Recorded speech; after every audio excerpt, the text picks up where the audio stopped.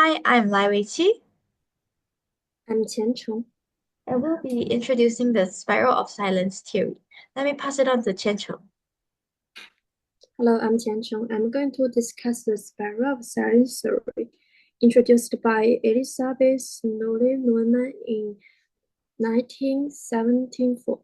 This theory suggests that people who feel their opinions are in the minority tend to stay silent, while those who believe their views align with the minority are more likely to speak up. Research by Jin and Ye in 2018 shows that these behaviors stem from a fear of social isolation. Willie Newman argued that public opinion formation is influenced by mass media, the audience, and environmental factors. Over time, this theory has been applied to various social and political contexts. Let's move on. Now let's dive into the origins and background of this theory. Lotte Neumann, a German political scientist, was interested in how public opinion forms. She began her research during the 1965 West German election and noticed that people often held back minority opinions. Through these groups tended to hold their beliefs firmly, often from moral conviction. According to Fox and Holt 28, she believed this theory was especially relevant for controversial issues with moral weight. Let's move on. The spiral of silence theory combines social psychology and mass communication, showing how media influences public views. It was also shaped by thinkers like Walter Lippmann, Eli Durkheim, and Solomon H., who studied the social pressure on individual opinions. Finally, let's talk about how the theory has developed over time. Let's move on. Nolan-Norman continued to test her ideas through surveys, even when media was mostly limited to newspaper and TV. The spiral of silence theory captures the psychology forces behind whenever people speak up, similar to the pressure seen in H's conformity experiments. Let's move on. When minority voices are silenced, this can shape sustained overall public opinion. Research by Sleeman and Rowlett shows that even with digital media, the survey is still relevant. For instance, during the 2016 US presidential election, we saw the spiral of silence in action. Let's move on. Overall, the parallel silence theory gives us a comprehensive way to understand the complex process of how public opinion forms. It holds a critical importance for studying social interaction and communication. That's all. Hi, I'm Weiqi. So let me start by sharing the notion and concept of the spiral of silence theory. The theory is built on several propositions on the idea that individuals are social creatures that desire to stay in their own social circles to prevent isolation. According to a study done in 2018, the fear of isolation is a fundamental element of the spiral of silence. It revolves around a fear of revealing oneself, and the individual is have to deal with both their own emotion and criticism of others, which is tied to the bandwagon effect, where individuals may transform themselves to align with the majority to prevent isolation. Besides that, according to Hayes and Matthews' study in 2014, the theory also states that those who have quasi-statistical sense, which is a sixth sense that allows them to let them feel how other people think or feel about the situation, they will believe that their own opinion is in the minority and will be reluctantly to speak up in public settings such as interpersonal discussions or giving interviews to reporters. Now, let me share about the assumptions.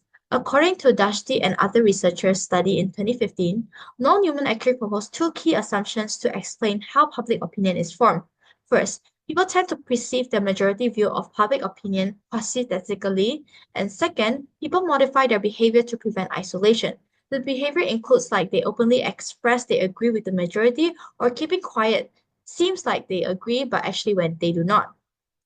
In the same study, it also states that McDavid and other researchers identified three assumptions to the theory, which are human behavior are driven by the climate of opinion, individuals can accurately access the climate of opinion, and individual believe that expressing minority opinion may result in negative consequences for majority.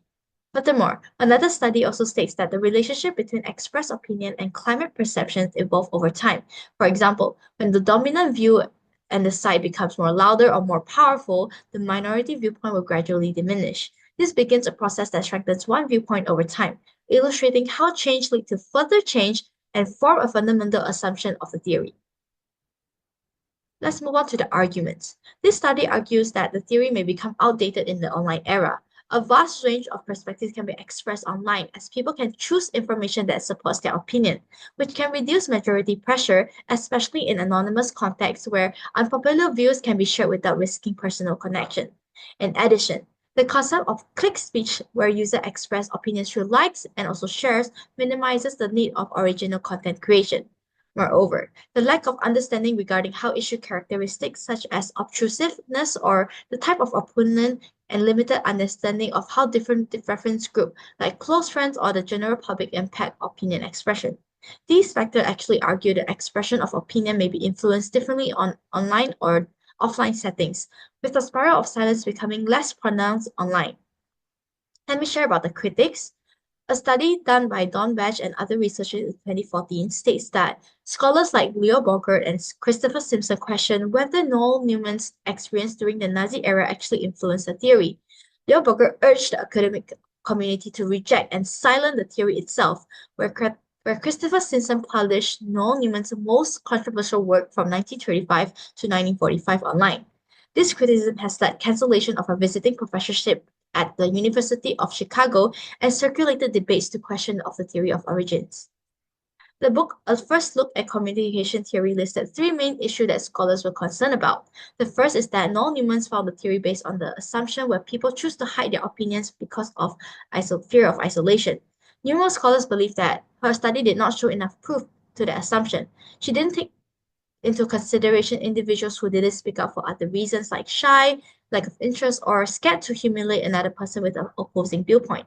The second criticism is where a theory heavy reliance on the train of plain test developed by the German Public Opinion Research Center.